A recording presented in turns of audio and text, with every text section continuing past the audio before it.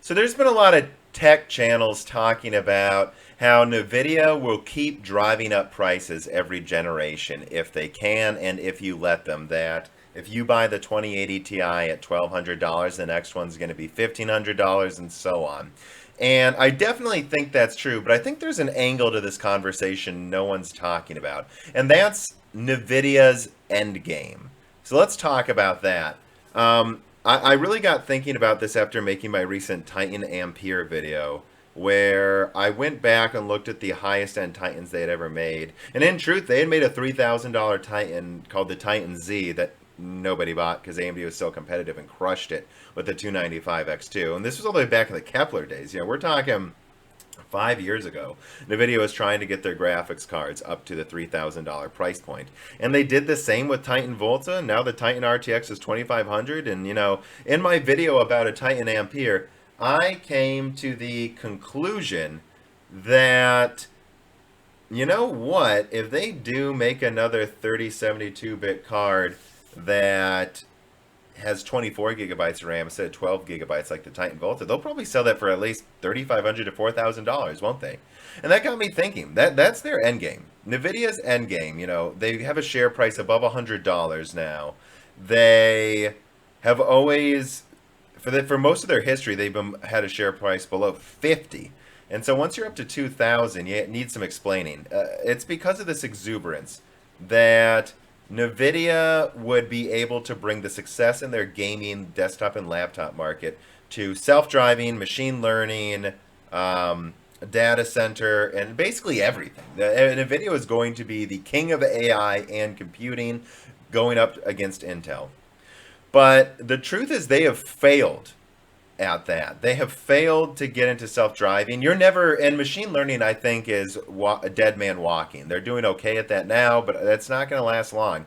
ASICs, purpose-built compute chips that do the same task over and over and over and over and over again. You see these with crypto mining, where it's the same calculation over and over. And ASIC is always going to be better. And it's going to be the same with self-driving and machine learning. Graphics cards are really only good for doing graphics and other things that have a lot of variability, but not quite as much variability as like a CPU. That's not machine learning. That's not self-driving. They do one damn thing. So I think Nvidia knows that they're about to be kicked out of those markets and their stock price will plummet again if they can't not only sell more and more to data center, rendering, and semi-professional markets, people who buy Titans or, I guess, Vega Frontiers. Like, that's the remaining markets they've got to capitalize on. And they've got to find a way to at least keep selling to hobbyist gamers, not even enthusiasts, right? And hobbyists, people who like a hobbyist car builder, right? Not someone whose hobby is working on his car, but someone who owns multiple cars for no reason except he loves them and he pays way too much money to upgrade his muscle car. Like, that's Nvidia's end game, is to sell to that market. So and that's because that's what they have to do. That's their only alternative that's left. And they need to get into that market and capture all of that and make it a market before APUs kick them out of below $500 PC gaming. I don't know if my video came out before this or if I'm about to release it after. Still need to finish editing it and, uploading it. But I made a video about APUs and how I do think you're going to start seeing on tech sites mid-range gaming builds all the way up to the $800 price point with APUs within 3 years. I think that's going to happen. And Nvidia sees the writing on the wall. They will not be able to compete with those at all, and Intel will be making them too. So there will be two companies doing things better than them in the lower price brackets. They need to get out as soon as possible. So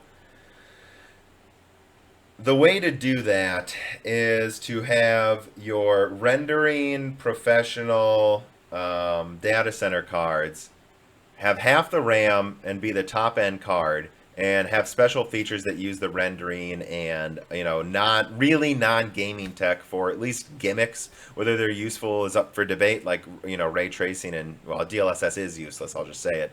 But it's up for debate if ray tracing is useful. But they need gimmicks like that they will take from the extra components on their GPU. And they need to sell that with half the RAM, which they are. The Titan RTX is 24 gigabytes instead of 48 gigabytes. They want to sell that at the $3,000 to $4,000 price point. And then they're going to want to cut that down slightly and they're going to want to make that a Titan card. I think we might be going into a future where there's two Titan cards, the strongest Titan card and then the budget Titan card at around $2,500. And then they're going to want to put the 80 Ti as a cut down budget Titan card with even less RAM, but still a decent amount.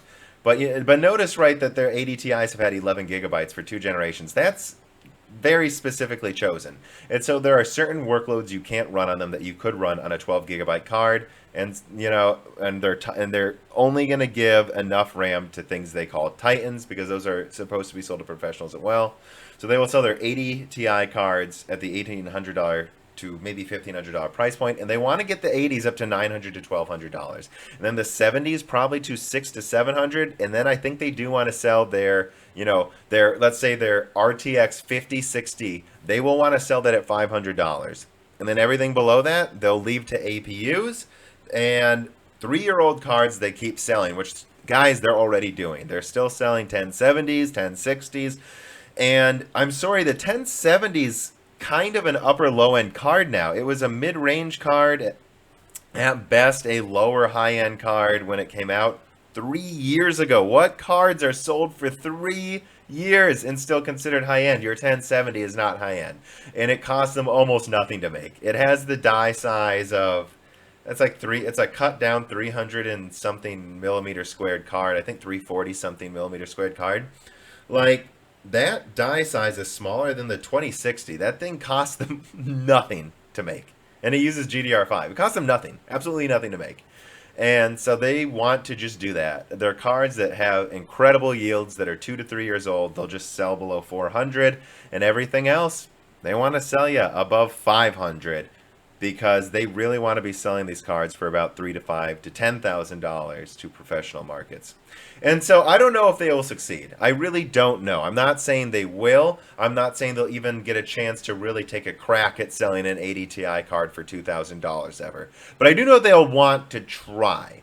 This is Nvidia's endgame in the gaming market. They have to get their cards to this price point at a certain performance level, even if it's just 20% stronger, right? Even if let's say the RTX 5070 is only 20% stronger than a $400 APU from AMD, and the AMD one comes with like a 12-core processor built in, it doesn't matter. Nvidia needs to get stronger than that, keep it at $500 to $600, and say this is for hobbyists. This is the entry into being a hobbyist gamer.